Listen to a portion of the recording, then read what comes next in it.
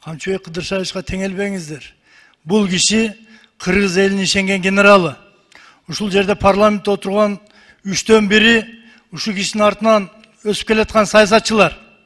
Анан сиздер да бул кишиге теңелип алып эртең бутуңуздар сынып калбасын. Мирлан Самый Кожоға айтарым. ГКМБнын дагы жакшы иштеп аткан жактарын айтышыбыз керек. Жана башка депутаттарга дагы.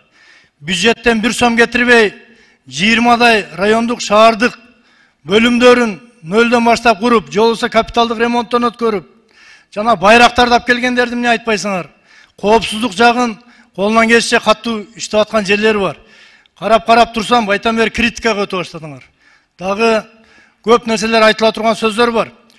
Камчыбек Кыдыршаевич, сиз айттыңыз, баарын бетке айттыңыздар деп. Мен өткөндө бул жерде таможня боюнча айткан жерим бар. Эгерде личный кабыл алсаңыз, мен кимдер аркылуу, кандай болуп транзитке акчалар алынып атканын мен сизге айтып беремин. Менде толук маалымат бар. Рахмат. Макул, мен сизди кабыл алайын. Рахмат. Эмне деген тас? Эмне деген ин? Эмне деген голос?